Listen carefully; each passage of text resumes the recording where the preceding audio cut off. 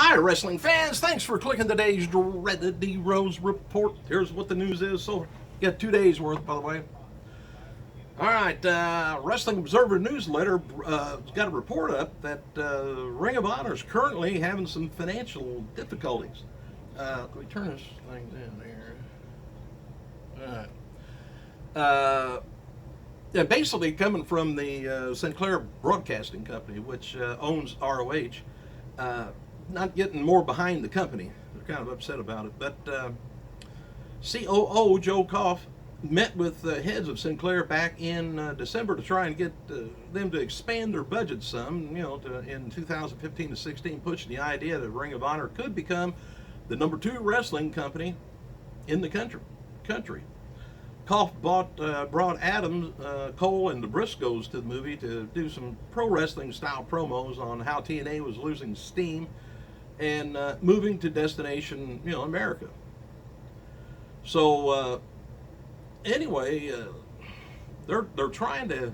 I don't blame them trying to push the company, son. But TNA was, of course, number 2, and they think Ring of Honor can step right in. The pitch kind of reportedly failed, though. But anyway, Ring of Honor's December pay-per-view, their second show on the standard pay-per-view deal, did just under 8,000 buys. That didn't help anything either. The 8,000 number is said to be under the company projection, but not by a large number. So they're trying. Sinclair officials told Koff that more discipline with spending this year. And there's a feeling that Sinclair wants Ring of Honor for consistent programming on their network, but not interested really in investing a lot or taking a lot of chances to build them. The financial issues are reason why, like talent like Roderick Strong, Maria Kanellis, Mike Bennett aren't under contract with TNA. And just to note, TNA, Lucha Underground, New Japan Pro Wrestling all have interest in signing the duos of Kanellis and Bennett. WWE Hall of Famer Road Warrior Animal spoke about at the upcoming Maryland Championship Wrestling appearance and commented on the Ascension. He says, "I wish the Ascension nothing but the best. Hope they are successful." The Ascension being fed a part of Hollywood from Hollywood writers, but none of them understand the business. And at the same time, imitation is the sincerest form of flattery, he says. And by the way, Steve Austin's got new t-shirts available through ProWrestlingTees.com. WWE website's got a video up of Cesaro announcing WWE's return to India later this year. No word yet on the ticket prices or dates, but let you know later on that. But despite WWE's huge popularity in the country, they haven't been back to India since 2002. Bad News Barrett did a promo of India back in the fall and tweeted that he would see fans there in 2015. Dusty Rhodes mentioned Big Cass and Hito stepping up when they're tweeting about Class in the WWE Performance Center on Wednesday. Not sure what stepping it up. I guess he wants some more to talk about it, how great it is and how wonderful the Performance Center is. Lillian Garcia noted that she's back in the studio working on new music this week, and WWE Network got the Throwback Thursday going on yesterday. The theme from here on out, they're going to have it every Thursday, and WWE posted the teaser for. It says for Thursday. I'm not sure whether it's on next Thursday or last night, but it says kick it in old school with the WWE Network celebrating Throwback Thursday starting at 6 a.m. Eastern Standard Time on Thursday.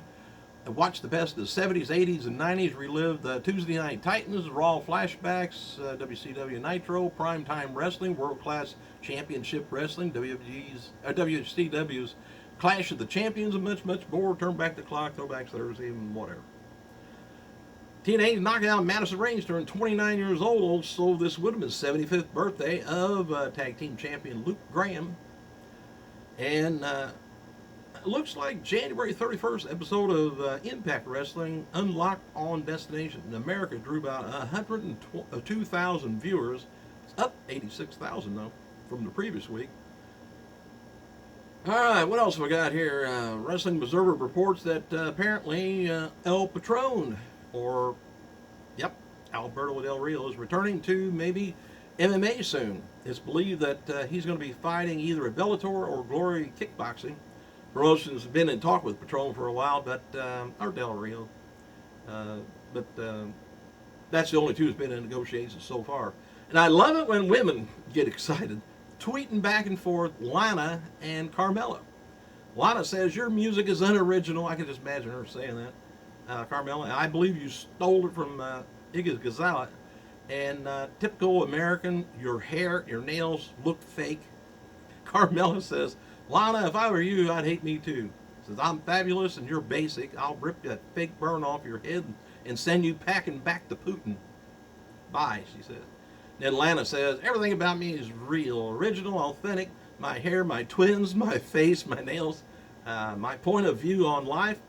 She says, hate, but you want to be me.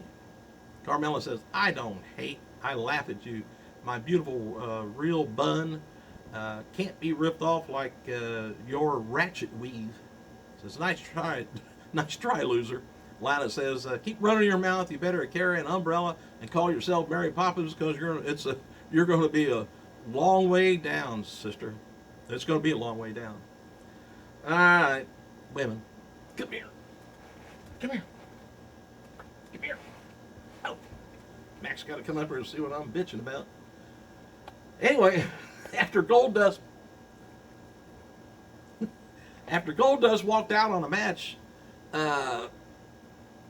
after Stardust walked out on Goldust after the match on SmackDown last night, WWE website's got an article up teasing the split between the two, and they wrote the following teaser for Raw. It says, whether Goldust and Stardust recent troubles can be chalked up to sibling rivalry or drama, competitive tag team partners frustrated with losing, or is it something deeper? Only time will tell if the breakup is written into the stars for the talented tag team. Don't miss Raw Monday, and we'll see what's next for Goldust Stardust. And for what it's worth, believe it or not, Batista is still reportedly under contract with WWE. This doesn't mean that he's going to be used anytime soon because he's focusing right now on his movie career. Superstar Connor of the Ascension, 35 years old today. Kevin Nash Scott Hall has been added to WWE's Hogan Appreciation Night live at the Madison Square Garden, February 27th. This would be Hall's first MSG appearance since 1996 when him and the Clique did the famous curtain call in the ring.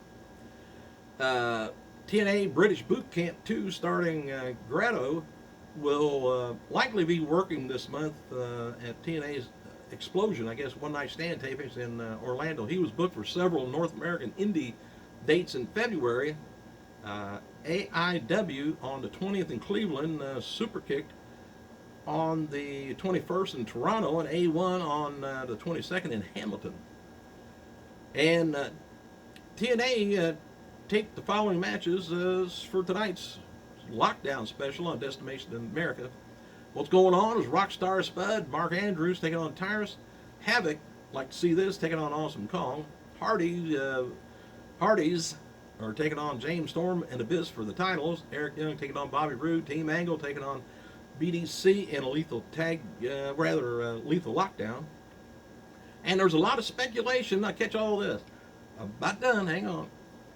Speculation that Daniel Bryan, Dolph Ziggler at WrestleMania 31 has been nixed after Bryan and Reigns in the #1 contendership match was made for the Fastlane. Well, it's still not confirmed if Bryan and Ziggler was nixed or so Bryan could face Brock for the World Heavyweight title at 31. It's most expected Lesnar and Reigns to still happen.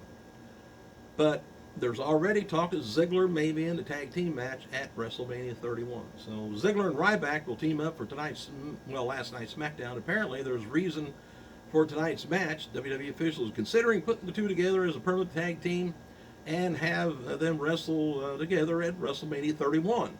So he's got something to do for the Mania. But they're still fishing around for WrestleMania stuff. But I think you might have to go out. Thanks for clicking, you guys. We got to go out.